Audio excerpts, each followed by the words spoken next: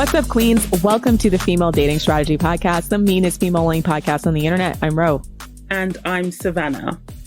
So today is the first in our series of listener-inspired slice of life FDS episodes, where we get a chance to interview our FDS listeners and get some insight into their personal journey from pick me to queen, or I don't know, maybe not pick me to queen, because some people have been queen energy from day one, which I totally admire. I'm slightly jealous of as well. Slightly jealous, right? So But today we are absolutely delighted to welcome June to our podcast. June is very active within our Discord community, and we are really, really excited to interview her today. So welcome to the FDS podcast, June. Thanks, ladies. Ro, I will say it is Pick Me to Queen. That is, I think, an accurate title for my journey for sure. We've all been there. Maybe that could be the title of like the FDS book, Pick Me to Queen. Pick me to queen. I love it. So June, thank you so much for being willing to join us and to share your story, because it sounds like you've had such an interesting journey, and I think our listeners would really benefit from hearing a bit more. But, first of all, can you tell us about, your background specifically in dating? So what was your dating philosophy before? How you came to find FDS, how you found FDS initially? Because I remember when I first came across FDS, I was going through the mist of ending a relationship that should have really ended within 3 months, but I dragged it out to 3 years. And I felt personally attacked at first. So it'll be interesting to see how, not only you found FDS, but your initial response to FDS as well. Yeah, I think a lot of what you just said resonates with me. I started dating the person that I married very young. Started dating at 18. And so, I wouldn't say I had a fully fledged dating philosophy at that age. I just was kind of, I met somebody and we got along well. So let's just see where it goes was kind of the philosophy. Been a serial monogamist my whole life. And so that was always really important to me.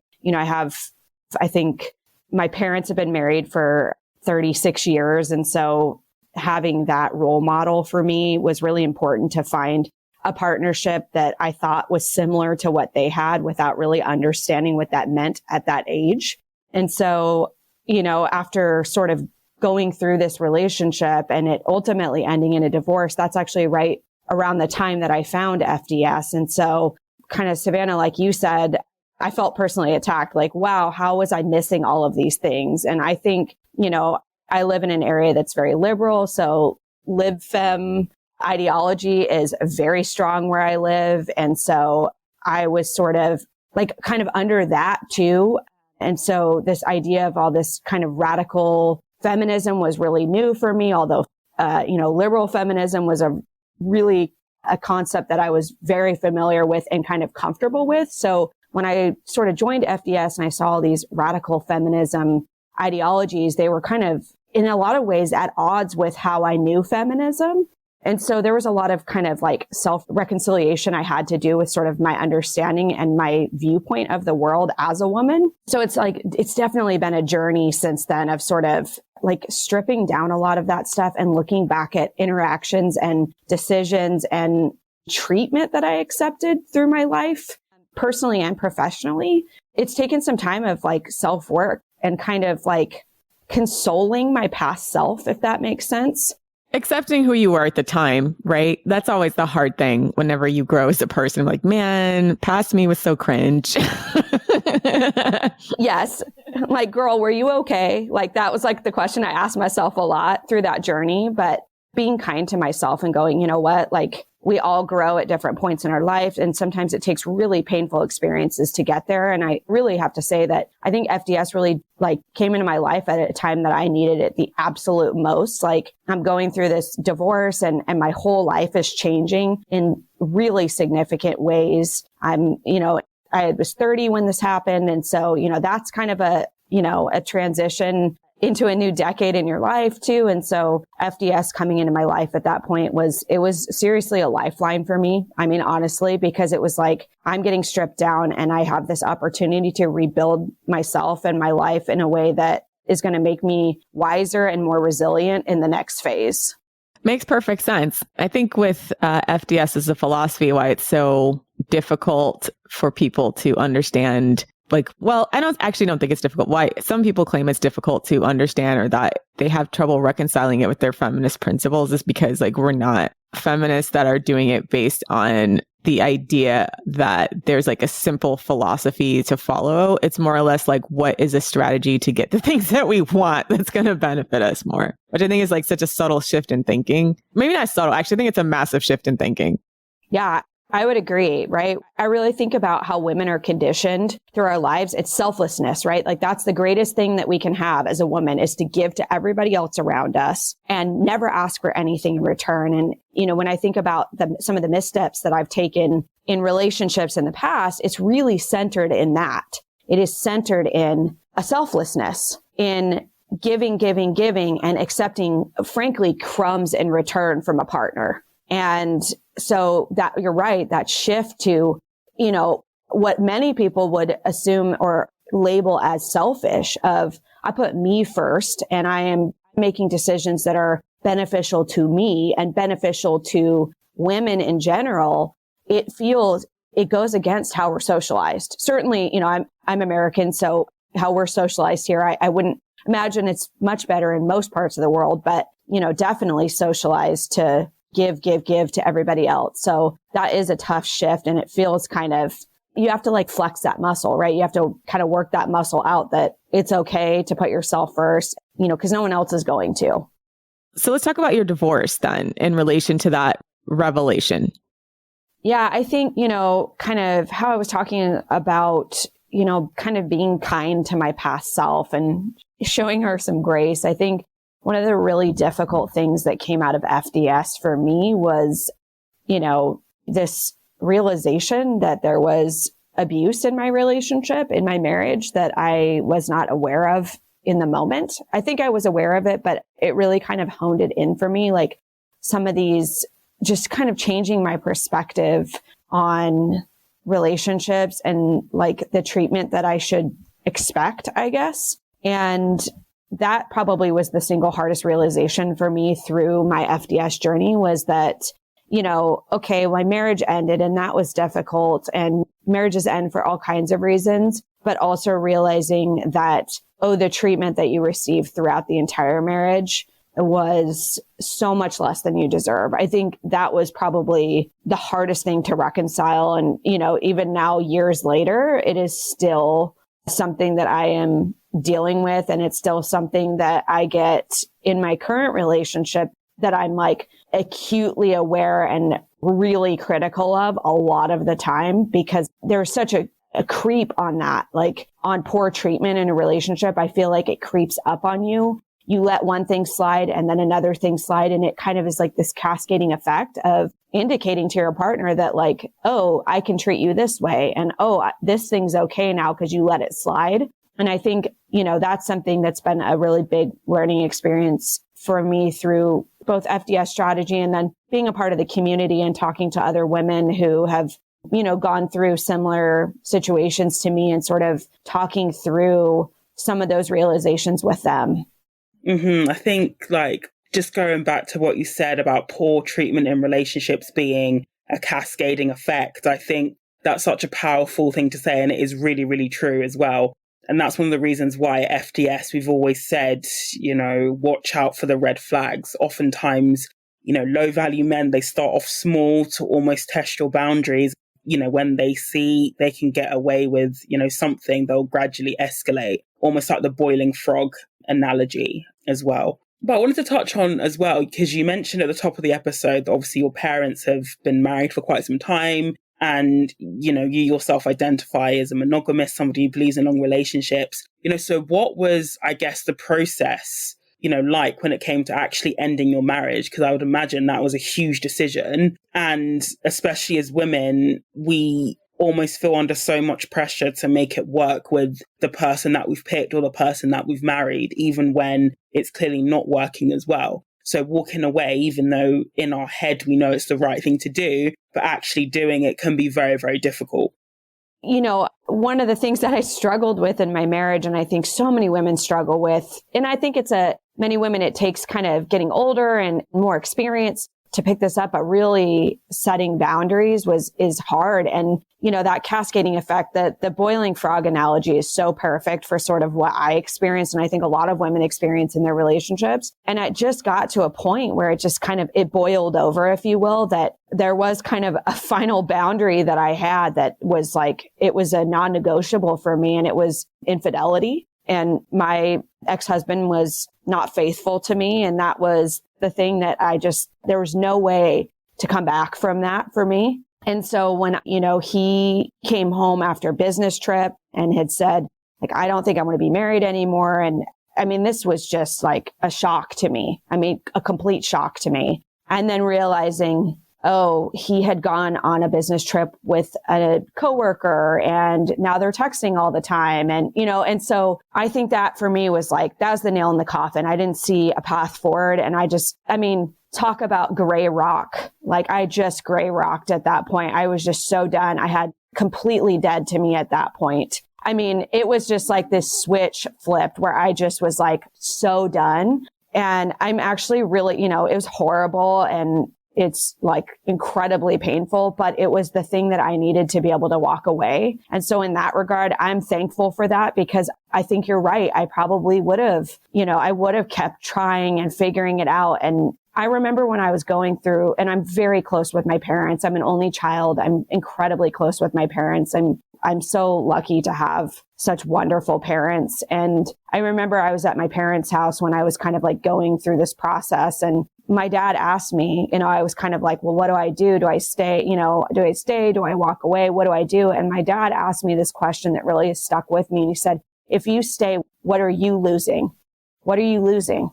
And I thought about it and I'm like, I'm losing myself. I will be indicating in this relationship that you can do and say anything to me and I will stay. And that right there, I think in the next few days, I filled out the paperwork and I filed the paperwork and I was divorced 11 days later. I remember just like, it was such a poignant conversation with my dad. And, my parents are very much like, you got to make the decision for you, but really good at asking the right questions to get me thinking. And that question just really, it stuck with me. It really like bored into me of like, I would be giving up myself if I stayed. It's so hard to accept and understand in that situation where you are in a marriage that you've been in a long time. And I wouldn't even say just marriage, like even like a job or something that you've really committed to, and like accept and understand when you've reached a point of no return and it's time to choose yourself, because it's not always clear, to be fair, right? I think, like you said, infidelity can be the thing I think is a line that most people draw, and people understand, okay, if this happens, then I am totally within my right and it makes sense to end a marriage. It's actually even like in a lot of religious cultures, like the one exception to having to stay in a marriage for women even is like infidelity. Yeah. This is why this is a bit of a tandem, why I'm baffed why the church encourages people to stay together after infidelity when even Jesus said, like, nope the fuck out. Like, I'm honestly baffled. Even Jesus said, wrap it up. He literally says, even Jesus says, wrap it the fuck up. Like, it's over. That person cheats, just pack it up. But there's also a lot of, a person generally doesn't just start cheating out of nowhere. There's usually other tells that they are deprioritizing you in that relationship prior to them actually doing it. Well, that's the thing, right? So part of this journey for me has been, and it is painful to look back. So I was with this person for 11 years from the time I was just about to turn 19 until I was 30. And so like we basically became adults together. We did all of the like learning how to be an adult together. And so, like all the big milestones that happen in your, 20s and college and, moving out and buying your first house and all of these things we kind of did together. And so I think, I look back now, a lot of the work that I've been doing over the last few years is really looking back at that relationship and examining things that at the time, they may be like, maybe there was like a little red flag or like I kind of noted it in my mind. And then you just kind of, right, you move on from it because it is that cascading effect where it's like, oh, it's not that big a deal. And, I'm thinking about, I can't remember what episode it was. It was the last episode, I think, where you were talking about gaslighting, and that people use the term gaslighting incorrectly. And, I think this is actually a situation where there was absolutely gaslighting, and, where humor was the thing that was used in my marriage. Humor was the thing that was used to sort of manipulate the situation or gaslight me. Like, oh, I was just joking, or you're being too sensitive, or, kind of dismissing my feelings about stuff through humor, or making a joke at my expense around people to diminish me or make me small was like the common thing that happened in my relationship. And so, it digs into it because it's hard to pinpoint. It's not anger. It's not like yelling. It's not physical abuse. It's this, oh, well, I was just joking, and doing that publicly around friends and family to sort of diminish your experience. And so I've spent the last few years really digging into these situations that I remember kind of having like a yuck feeling about in the moment, but then being diminished by, oh, I was just joking. You're overreacting. You're being too sensitive. And actually going, no, you weren't being too sensitive. You should have listened to your gut, and you should have really paid attention to how these different comments and situations were making you feel. That's the work that I've been doing. And so finding like recalibrating myself, I guess, is a lot of what I've been doing to kind of get back to trusting my gut, because over time, when someone chips away at you in that way, you question everything. You question your mindset. You question how sensitive you are. You question your understanding of situations. It is really hard to undo all of that damage. I mean, you were young too. I mean, that's the other thing. Like, you started dating him when you were 19. And I think who we are at 19 is quite different than who we are by 30. I don't know. That's why I'm such a big fan of the rotational dating model, even when you're young, because I feel like when you're young, yeah, it's easy to always question yourself because you don't have any basis of alternative experience, right? So I find this to be true with jobs. I found this to be true with relationships, that sometimes like the old advice that women are often given to like commit to something early and be like slow and steady can actually really limit you, because you basically fold it into a system that already exists or a man that already exists. And then you don't necessarily have a full sense of yourself or what is okay and what's not okay and what options you have. So a lot of that makes like perfect sense for the fact that you guys started dating when you were teenagers. You know what I mean? Pros and cons to long-term relationships. Because I think a lot of times the push for women is always to like prioritize the long-term relationship. And there's some disadvantages in that you may not know when you're not being treated well because you don't have any basis of comparison. I think I want to touch on that piece too, because, where this relationship started too, I was not too far out of another relationship that was abusive in a more traditional sense, if you will, before that. So my high school sweetheart, it was an abusive relationship as well. And I didn't take the time to heal between. And it set me up for, oh, this person's treating me marginally better, and accepting that, right? Because, well, they're not doing these things. They're treating me better. And I think so much about all of the, through the podcast, as well as other articles about these things, is like, the mask slipping, right? So yeah, great. The first 6 months, great. He was all of these things, and it felt so much better in comparison to the previous relationship I had. And so you kind of, again, you're accepting that. Yeah. You've touched on a really good point. And this is, why I encourage my friends and even myself, and organizations do this as well, when they're looking at recruitment, or companies that are truly looking for the best candidates, is what they will do is that they will assess each candidate to an objective standard. So I remember when I was applying for government roles, they said, at the assessment center, you are being assessed as an individual. So it could be that all of you passed today or none of you passed today. It's not a case of, well, this person is slightly better than that person, so they pass. Because the issue with that is that you stop looking at each candidate holistically, and instead you start looking at, okay, well, they're slightly better in this area, so therefore they move forward. And I've seen, myself and other women, we make this mistake where, let's say our previous partner was, verbally and physically abusive. The next partner might not be verbally or physically abusive, but they might be lazy, or they might be emotionally abusive. But we say, oh, well, because he's not hitting me, he treats me better, when actually we're not assessing the new guy to an objective standard or to an independent standard. And especially if you've been in a bad relationship before, it's a really, really terrible idea to compare future men to your ex, because you are already starting from a baseline that is in the Mariana Trench. Like, the baseline is already low. And I see women make this mistake. Oh, they're better than my ex. My ex was this and this new guy's like that. And the new guy turns out to be just as shit, just in a different way. So this is why I'm really glad you brought that up, because it's about having an independent standing when it comes to men. Because if we accept that a lot of men are trash, you know, that's why it's important to have that independent standards. And there are many, many ways that men can be trash as well. Well, and I think about, you know, that boundary that I talked about with my marriage, it was infidelity. I mean, that is, talk about end of the road boundary, right? That is like, again, it's the only exception in the church, right? In some cases. And so that boundary is, it's kind of the last thing. It's the end of the road.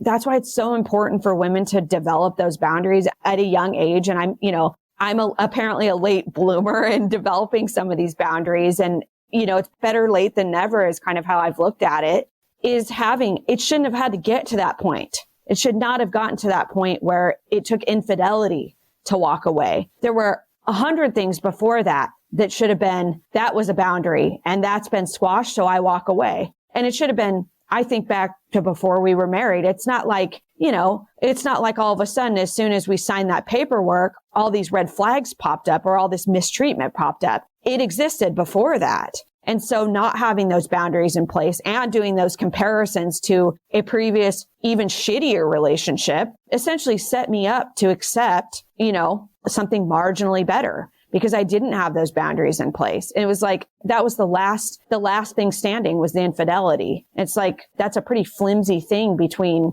you know, leaving or staying forever and being miserable. And so, you know, when I talk to my friends and, you know, talking to people in the Discord and things, it's like having those boundaries, those non-negotiables that if this happens, I walk away, and meaning it is so important for women. Facts on facts. I mean, okay. So moving slightly on from your divorce, and thank you so much for sharing that. I feel like it's really, really brave of women, especially, to be open about the fact that they have been through a divorce simply because patriarchy somehow demonizes divorced women and single moms a lot more than their male counterparts. So thank you for sharing that with us. I know you've touched on this already, but it'll be interesting to hear about, you know, your dating after a divorce. You've touched on how, you know, you set those boundaries, but how did you actually, you know, put them into practice? Because it's easy having boundaries and standards in theory, but when you're actually out there interacting with men, it can become a bit more difficult. And also just wanted to clarify as well, did you find FDS at this point, around the time when you started going out dating again? Yeah. So I think I want to say I discovered FDS like right around like COVID lockdown time. So like March of 2020, I think is when I discovered FDS. And what was interesting, right, is we're all locked down. And so going out on physical dates wasn't where I was. The lockdown was very, very strict. I mean, everything was closed. So going on dates wasn't really physical dates. Going out in person was not really an option at this time. And so that was actually kind of an interesting social experiment to I did a lot of like virtual dates and like phone calls and that kind of thing during this time, which I think was actually a good thing for me as I'm coming out of this divorce and having some distance to basically, you know, it's easy to get caught up. And I think that especially when you're hurting and you're recovering from a really traumatic experience, like a breakup or, you know, or fill in the blank kind of traumatic experience, that we get caught up, right? We want to feel good, and meeting someone new that's exciting and makes us feel good and, you know, is probably love bombing us. It feels good, right? And so having this distance during this time was actually really helpful. And so I used this period of time to enact boundaries with people who didn't mean a lot to me. It feels gross saying that, but it was like, no, it doesn't. Say it with your chest. I mean, and also I completely agree. Like having boundaries, I remember reading from a therapist, I can't remember the book, but having boundaries, especially as women, it's like a muscle. The more you use it and flex it, the stronger it gets. So absolutely 100% agree. Like use these men as training armbands when you like first learn how to swim, so to speak. 100% agree with it. We were talking about using jobs you don't want for interview practice. So like just apply to a bunch of jobs and then try to schedule all the jobs you don't actually want for interviews ahead of the time. Honest to God. First. Dating is not unlike that. Yeah. Practice on them. Exactly. But yeah, I mean, I don't know how cognizant of that I was doing that at that time. But looking back, it was like, oh, here's an opportunity, right? With some distance, because we're not meeting each other in person necessarily. Although I did with a few, that I'm thinking through my boundaries and I'm practicing my boundaries. Like, okay, I match with someone on a dating app and they immediately launch into making some gross sexual comment, right? Like boundary done. Like we're not talking anymore. We're done. So like just kind of practicing, like you said, Savannah, flexing that muscle of it's okay to say, I don't like that. No, thank you. I'm moving, next basically. And so that's what I spent this time doing, was doing that. And then, there was one individual who I got more involved with, and it was again, a bad situation. And your girl almost made the same mistake again of comparing to the last relationship and accepting marginally better treatment in certain arenas. And then I remember I found this, it was like an infographic, and I think it was on FDS. It was like an infographic, and it was about gaslighting, and it was the different markers of gaslighting and the different ways that people do that. And it's like a light bulb went off in my head, and I ended that relationship immediately after seeing that. It was like having this like objective description of what I was experiencing. I just ended it right there. And I went back to the drawing board and kind of went, okay, you almost just fell into the same exact pattern, because, at that point, almost 30 years, well, let's say 15 years of kind of dating and accepting crumbs from people to unlearn. And you're not going to do that in 6 months. So there was definitely trial and error during that point. And I learned a lot of my boundaries and how I'm not being a jerk or being an asshole by saying, I don't accept that treatment. Like there's nothing wrong with that. And it's nothing personal to the other person. It's just, you're not meeting the standard or the expectations that I have, and go find someone else who you do. And that's okay. So there was a lot of sort of, again, like this self-reconciliation that, I think I talked a little bit earlier about, like, women are conditioned to accept nothing and give everything. And so having to change your mindset on that, it's a hard journey, because it feels like you're being, an ice queen, or you're being callous. We have all these words in our society to describe women who have boundaries or stand up for themselves. And so you're fighting against sort of that rhetoric that you're cruel, or you're going to be a spinster, or, for me, it was, you've hit the wall because you're 30. And so, I'm fighting against these things in this process, while also dealing with a lot of trauma, rebuilding my life. And so I used it as a time to do exactly that, to strip it all down and go, what do you want? And what do you expect of the people around you? And that meant friends, family, and a romantic relationship. Yeah, I definitely think COVID was almost like the great reset for a lot of women in terms of relationships and what they expected. I remember the subreddit just had this exponential boom in traffic and membership during that COVID period, because I think a lot of women, almost like you described, they were forced to take stock of their relationships and what they wanted from it. And I guess being isolated for the most part made that a lot easier, I think, as well. Or being stuck in their house with their partner 24/7 and going, what am I doing? Yeah, that's true. Okay, so moving on slightly as well, during our initial discovery call, you mentioned that you were child-free, a lifestyle that I am very much in favor of personally. Anyway, so in terms of being child-free, how did you navigate that whilst dating as well? Because I know from experience, I've had mixed experiences with men when I mentioned that I have no interest in having their cells populate my womb. So it will be interesting just to hear your thoughts on the child-free lifestyle and how you managed to navigate dating, because you're also in a committed relationship as well. So it'll be good to hear your perspective on that. I mean, when I was married, I think again, I'm in this relationship. I got into this relationship at a very young age where I wasn't sure what I wanted out of my life. And so as we were growing up together, if you will, and figuring out adulthood, and then we got married. I think we were 24, 25 when we got married. he really wanted children. That was like very important to him. And I think that I sort of accepted that. I kind of said, well, okay, like I'd be fine with one child. And, and then as we sort of I had all these like benchmarks, right? Once we buy a house, then I'll be ready. And then once I get this kind of job or once I make this amount of money, I'll be ready for that.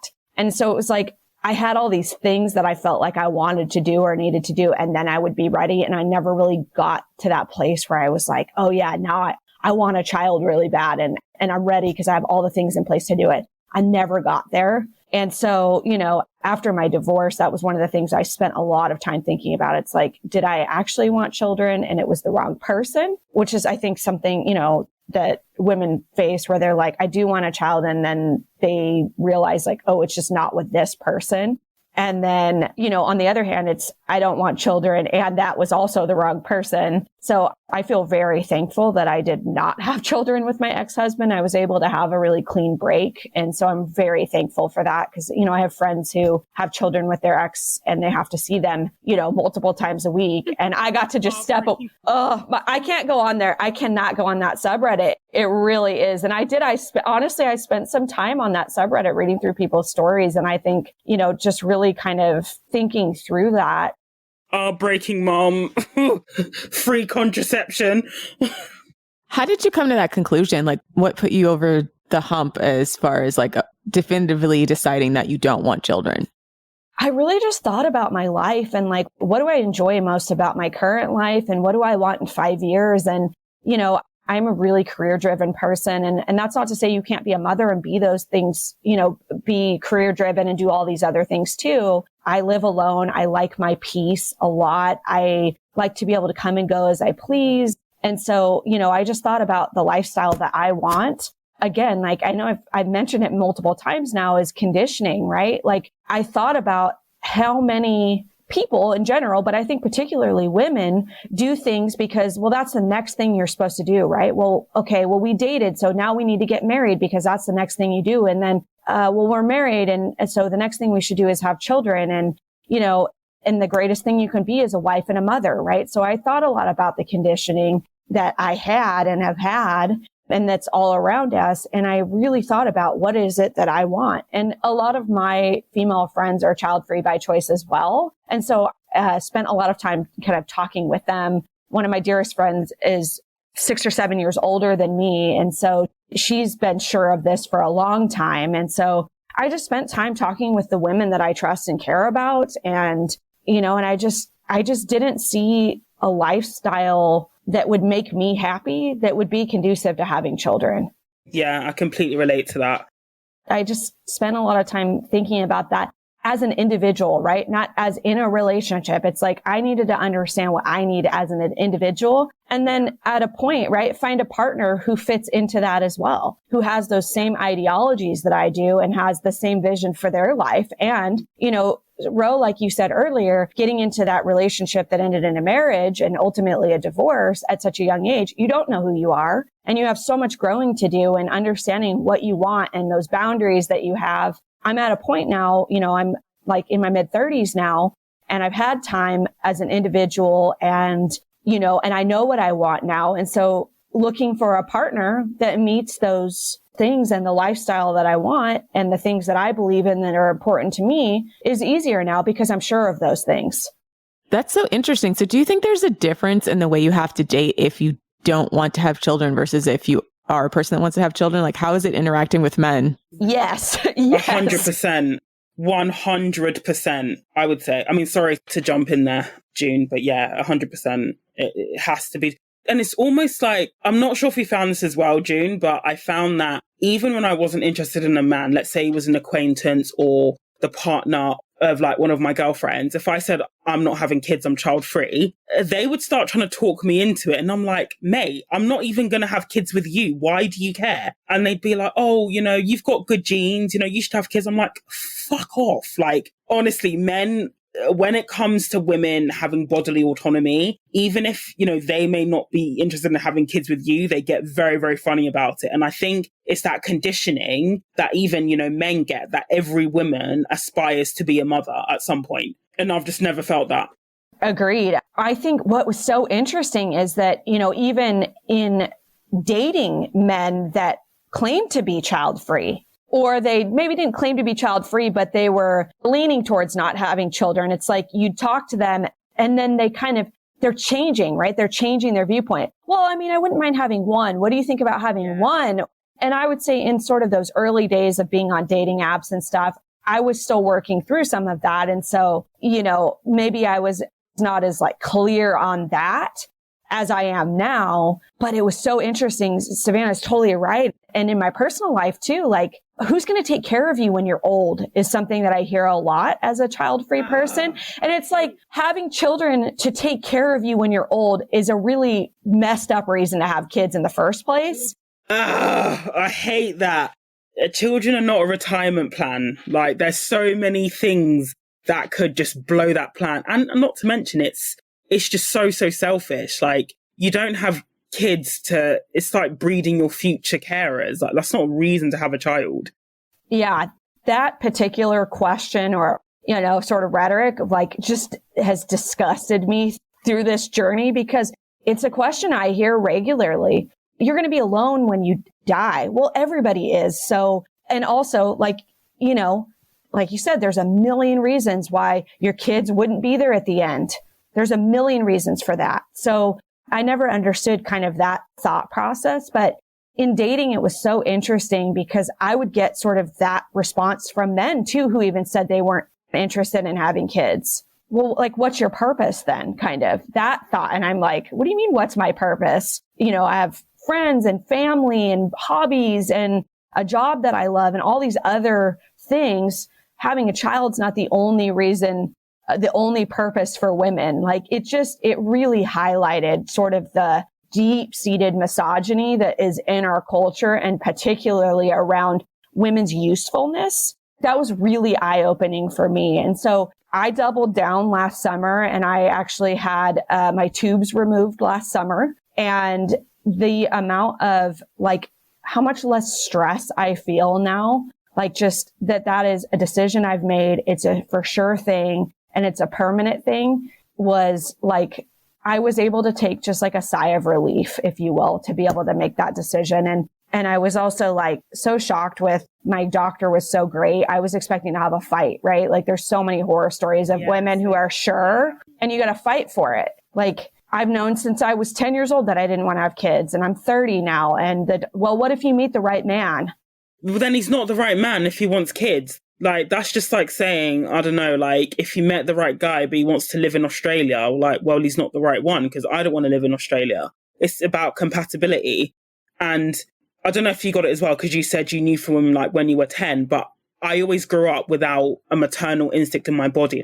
Babies, I find them cute, but I've never thought I want one of my own, ever.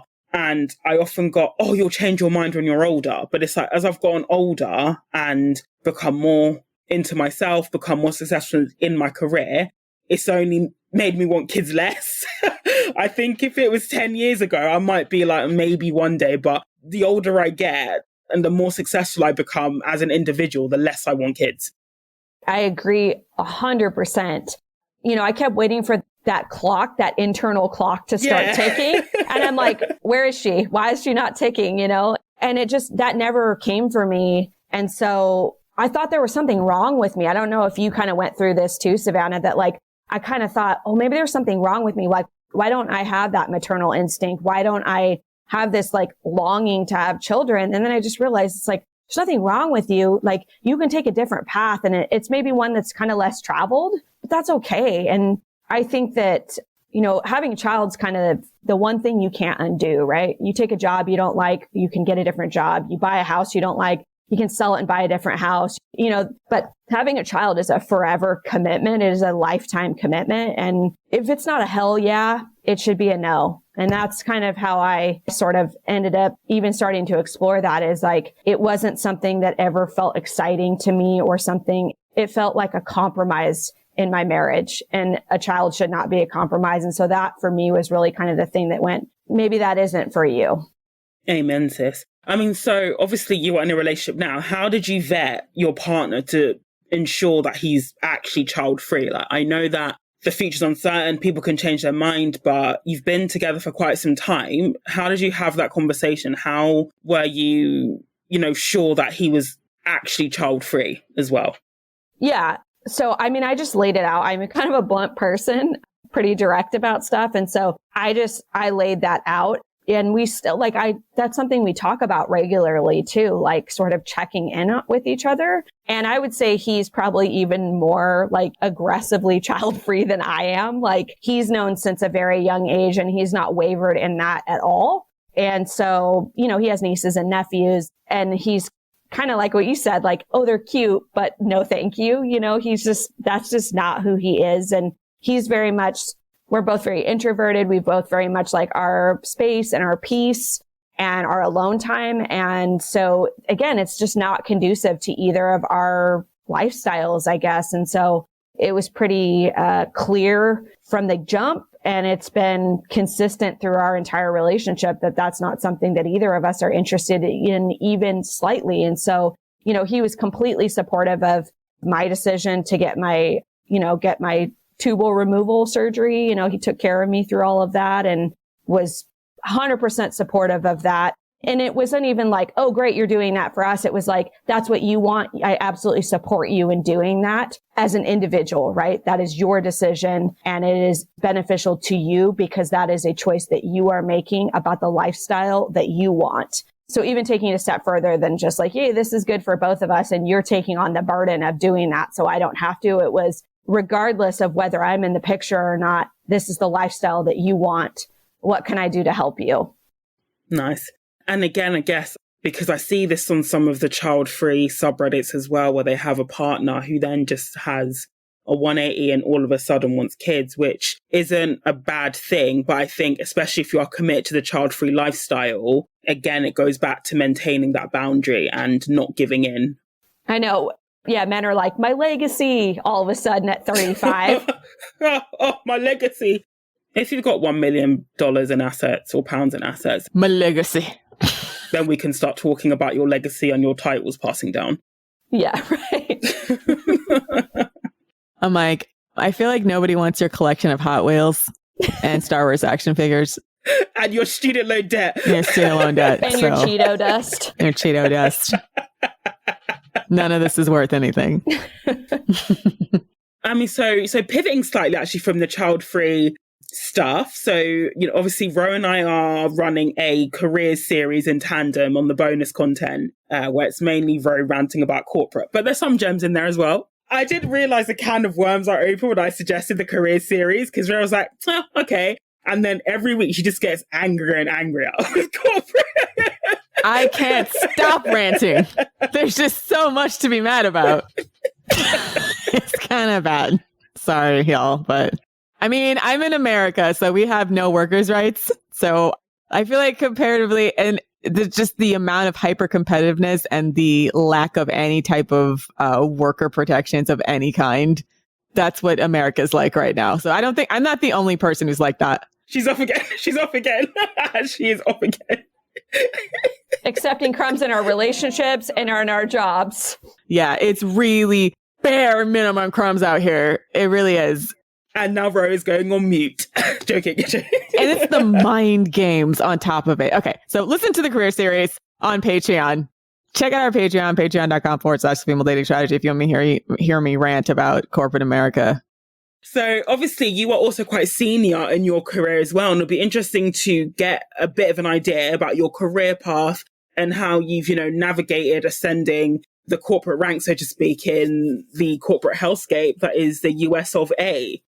This is probably my favorite topic to talk about when we talk about feminism and radical feminism is like how to utilize kind of your femininity in your professional life. So I'm in a leadership role. I work in government. And so slightly less of a hellscape than corporate America, I will say, but much better benefits and things in government. But when I'm thinking sort of like parallel of my relationship and my career, where I was really sort of silenced and made to feel small in my relationship, I think back to that point in my career. And that was showing up professionally for me too, where I was sort of I was in spaces professionally where I was told I was too much, I was too loud, I was too passionate, I was too assertive, I was too fill in the blank things. Preach. Oh, it was such a hard point in my career because I am this like passionate, strong-willed, assertive woman. And it's like the things that make me who I am and that I love most about myself. And I'm being told those things are wrong, both at home. They don't want women like that in corporate America's women like that peep the manipulation, the mind games, etc. Yep. So I was getting that at home and I'm getting that at work too. So, I remember kind of like going like, who am I? Having sort of an existential crisis at this point of like, who am I? Because I had been like, when I think of like all through school and into college and stuff, I was just like this force kind of, in my academic career. And then I'm stepping into this professional world and I'm coming in at entry level. So, seen and not be heard. And then, I'm trying to sort of climb up the rungs professionally and I'm still being told like, know your place basically. And it was from other women. And that was the hardest thing it was from other women that were much older than me that were sort of like squashing me. And, I remember I had this boss that was she was much older than me. She was probably in her late 60s, early 70s. And I'm like 25 at this point. And I came in and I'm like, I have all these things that I can offer. I can, make things more efficient. I can build new systems. And I saw all these things that we could make better. And I had all these ideas and I was hungry. And the biggest squasher of sort of my drive was other women. And I think that was really hard for me it's like, we're supposed to be on the same team here. We're supposed to be supporting each other. That's unfortunately been my experience as well. It's been my experience as well. Like all the aggro in my career has been caused by other women. Well, I think to be blunt, and I don't know, it's not to create like a necessary division with women, but like there's two things in my opinion that might be going on. And one of it is that the women that ascend through the ranks in any type of way tend to be the type of women who are willing to be that kind of person to squash, exploit, and bully other women. Because remember, they're operating within the bounds of that patriarchy that is generally headed by men. And then on the other hand, I think what happens is some of them just peter principle out and they're very threatened with their own job security by newer workers. So then like their incentive is then just to like subtly sabotage anybody who thinks they might have promise. And I think both were at play here. Like I've seen both sort of coexist in the same person, right? Well, like I paid my dues. And so you need to too. And I'm going to make it as hard for you as it was for me. And so, I think that's more devastating than facing, like I faced that from men in my, throughout my career too, but it was certain women that did it much more. And that's devastating for me as a young professional. And just starting out my career was like, I saw, women in leadership and I was like, oh my gosh, I want to aspire to be them. And I want to sort of hook myself to them to learn from them so that I can be in their position one day. And I can, and not like their exact position, like I'm not gunning for your job, but so I can ascend to that level eventually. And again, it was met as a threat. And it was like, I want to learn from you, like mentor me, like teach me what you know. And so I've been in a leadership position a little over a year now and in senior positions for a couple of years now. And it's so interesting. My sort of leadership philosophy or perspective is I really think about my experiences through my career and how different things that people that I respected or that I reported to or managed me, the things that they said or did and how that made me feel. And I really try to be cognizant of that when I'm working with my staff or, I lead from a place of, I'm kind of an emotional leader, I would say. And I think that's where I've leaned into my femininity is not trying to be the sort of quote unquote man in leadership, having to act like a man to be successful in leadership. I really reject that. And I lead from a strong place of empathy with my staff. I lead from vulnerability. I'm really open and honest with my staff. And, sometimes maybe to a fault, but I do show vulnerability to my staff. Like, hey, I'm having a hard day and this is why, and this is the support that I need from you guys. And so,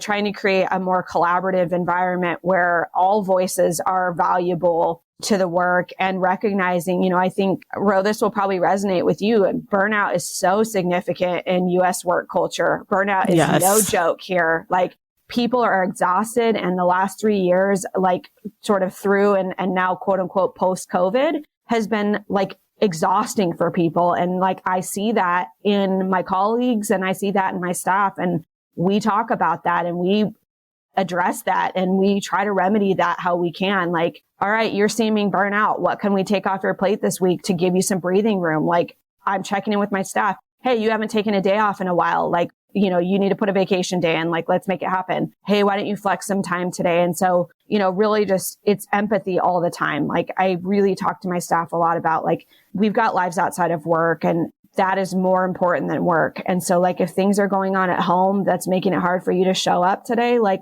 just let me know and we'll figure out a way to give you the space to deal with that, because people will work harder for you and they'll do better work when they're not burnt out and they're not torn in a million different ways worrying about at-home things. And so, you know, I just try to lead in a different way than I've been led. And, you know, I think it's been successful. And it's also, I will say, for some of the older male employees that I've managed, has looked like weakness to them. And there's been situations where they've attempted to exploit that. Like, oh, because you're empathetic and caring, that must mean that you're weak and that I can walk all over you. And, you know, they're sorely mistaken by that thought, because as soon as they sort of step out of line, I'll be as empathetic and kind to you as you choose me, as you choose. When you step out of line, you're not doing what you're supposed to be doing. You're going to get a different kind of manager. So that's kind of... Tell them. It is. It's kind of like a, you know, it's a reward-based system, right? Like, I will be as caring and flexible and empathetic as you deserve. And so, and it's worked well. I'd say 90% of the time it works well. There's 10% of the time where, you know, I've had to have a conversation and say, like, hey, you know, don't get it twisted that I'm weak or that you can walk all over me. That's empathy and caring is not seen as weakness, and it shouldn't be. It's strength to me. So that's kind of been my kind of professional journey is leaning into those characteristics that maybe historically in the workplace and particularly in leadership have been seen as weak, because, well, that's just being an emotional woman, right? Caring about your staff or talking about, you know, the tough things, or showing people grace when they're having a hard day, or, you know, showing emotion. Like, I've certainly cried in front of my staff. We do really emotional, like, taxing work, and it's hard work, and there's nothing wrong with showing the human side of work. Absolutely. I mean, this is all really, really great perspective. I mean, it's so interesting to hear, and I'm looking forward as we interview more women on this podcast, like sometimes how your like personal and professional journeys can line up, and then how women are navigating workplace politics, like with a situation, especially in America, where like work has become so, maybe it's always been this way, but it's so exploitative, and it doesn't even like hide the naked exploitation aspect of it. Like, how do you as a female leader navigate that? And I think you really articulated your philosophy and your style really well. So good insight for aspiring female leaders.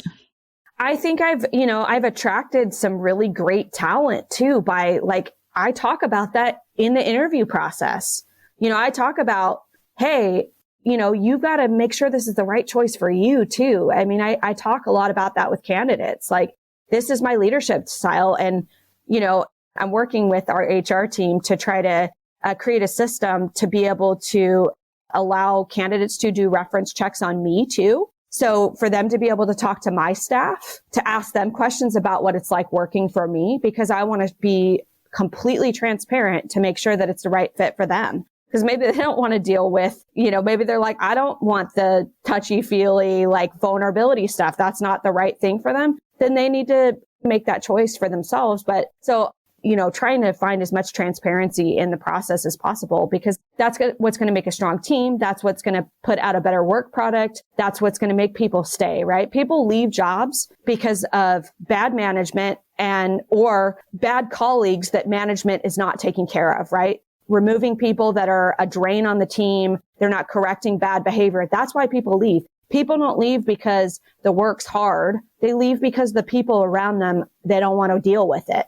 That's why I've left every job, is I didn't have a good manager. I didn't have good support from management. I didn't have good colleagues. So yeah, I try to be as transparent as possible about those things. I mean, and to reiterate that, that's also been my experience as well, is that when you're, again, young in my career, I was a first gen like white collar worker. So I did not know whatsoever, like what to expect. And so I didn't know how to vet companies for the type of fit that would be beneficial for myself. And so then you end up in these toxic situations. Sometimes the more enthusiastic they are about you and you think up front, like, oh, okay, they seem really excited to bring me on. And it's, because you're going to be the scapegoat, or you're going to be the person that they expect to magically fix all these like toxic problems internally that management doesn't want to deal with. So I had to learn that like I'm interviewing a company just as much as they're interviewing me. And it's about like a place where I'll be happy and not just a place where they can exploit or blame me for things that are really above my pay grade that people don't want to deal with. Right. So there's a dual process of learning oneself enough to know what type of work environment that you thrive in, and also acquiring the skills that would make you attractive to that environment. I mean, my philosophy now has been, we've got a finite amount of time on this earth, and, work is a huge portion of your week. I mean, I'd say 40 hours if you're lucky, right? Many people are working 50 plus hours a week. That's a big chunk of time each week. And I know it's a luxury to get to enjoy the work that I do. And that's not a luxury that everybody has. And so making sure that those hours are as enjoyable as you can is so important. And I think there's really been, the last few years, it's really, people have gone back to the drawing board on what they want out of a job and what they expect and what kind of treatment they expect and what work-life balance means. My whole team and I are all remote 100% of the time. And, that alone is attractive for people, as, a lot of companies are starting to force workers to go back in person for frankly no reason.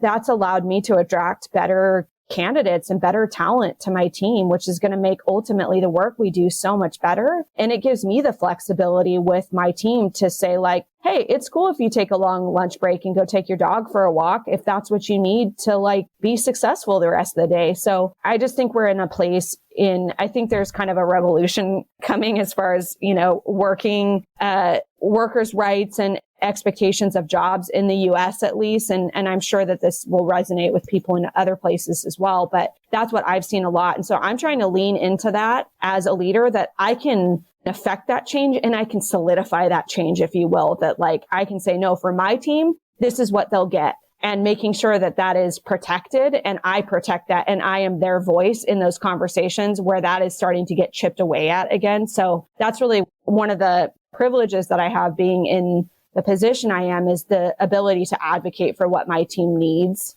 and kind of hold the line on that stuff. I'm of the opinion that anybody that doesn't adapt to younger workers who need more accommodations and just basic worker perks like, work from home flexibility, we need to starve all those companies of talent. Like ruthless strategy time. Like, again, you'll hear my rants on the Patreon about this. Like, I am 100% about starving companies who refuse to adapt to workers of talent. Like, even if they're a big company like Apple or Amazon, go there, do a couple years to get your 401k vested, take all their trade secrets, take all their training, and take it to another company, like point blank period, like make it cost them. Like, sorry, I hate American work culture. Did you know? Did you guys know? Sorry if I haven't made that clear from my multiple rants. So, all right. Probably roast is scrote time now, isn't it? Yeah, roast is scrote time. Thank you so much, June, for sharing your story with us, both personally and professionally. You've brought so much insight to the podcast, and it was really, really great to hear from you. And thank you for being part of FDS as well. I've seen your comments in the Discord, and I know that our members there really, really appreciate your insight. So thank you. Yeah, thanks for having me. Thank you. And obviously, capping off, an FDS episode won't be an FDS episode without some form of roast somewhere. So June, the floor is yours. Do you have any scrote, past or present, in your life that you want to put on the FDS barbecue because it's summertime? And the FDS barbecue has been put in storage for some time, but we're going to whip it out today again to roast June's scrote. I had to get into the archives here because there's so many to choose from.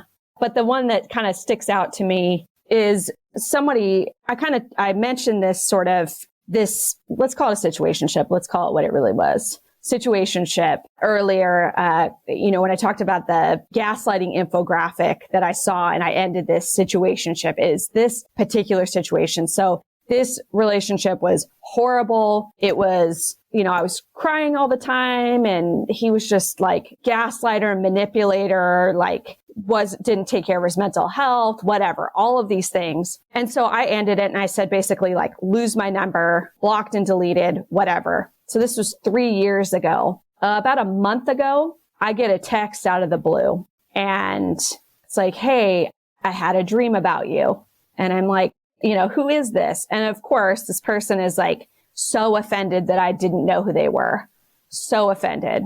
And so, he tells me who it is, and I'm like, new phone, who dis? Exactly. The audacity for him to think that he would still matter, or that you would even recognize him years after the fact, is just complete screw audacity. 3 years after, and it's not like we ended on good terms, like, oh, this just isn't working out. It was like, don't ever talk to me, lose my phone number. Like, it ended like spectacularly bad.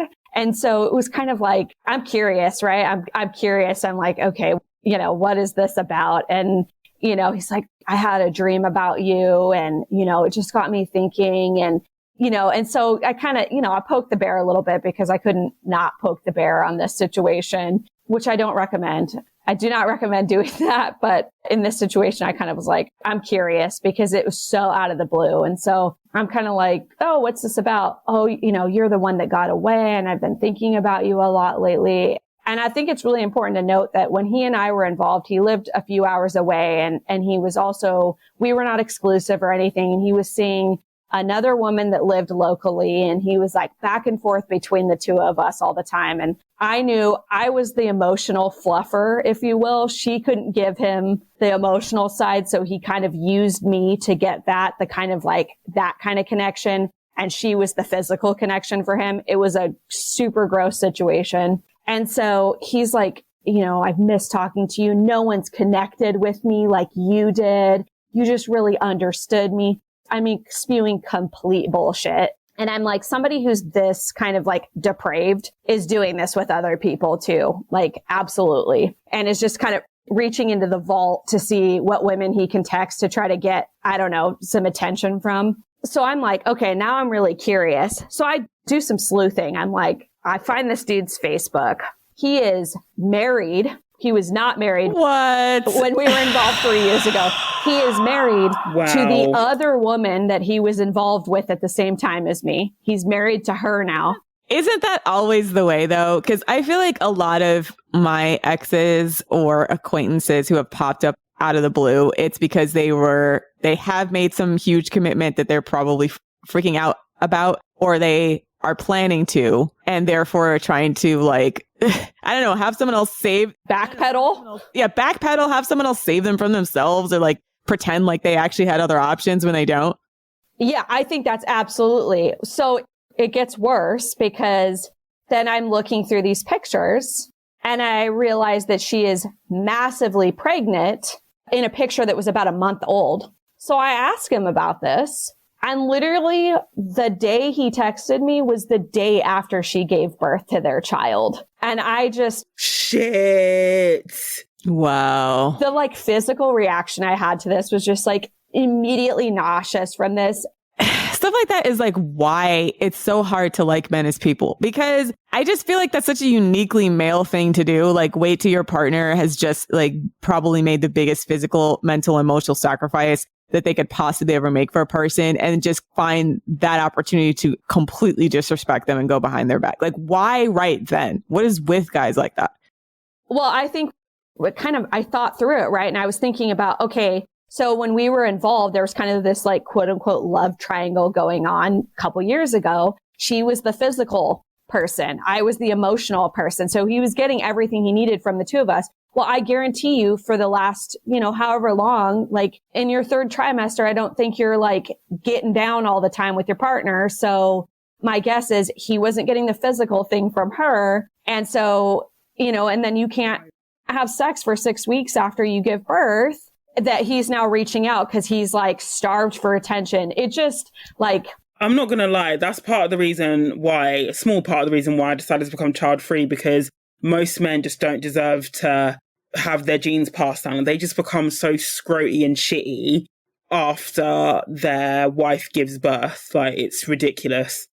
I know. I felt so sad for his wife, in that moment. And it was so transparent to me, I guess, what was going on here. So of course, ultimately I told him to kick rocks, and shout out to my partner for helping me craft all these text messages. He was right there alongside me, pulling strings with me. Love that. A man that can roast other men with you. Oh, goals. Those who roast together stay together is what they say. Yeah. So on that note, that's our show. Check us out on Twitter at fem.strat and on our Patreon for weekly bonus content, as well as a Discord, as well as merchandise, as well as submitting your roast to scrotes or queen shits if you want us to read it on the podcast. You can discuss this episode on the website on thefemaledatingstrategy.com, as well as our Instagram page at _the female dating strategy. Thanks for listening, queens. And for all you boomerang scrotes out there, we still don't want you. Die mad. And die alone. See y'all next week. See you next week. Bye.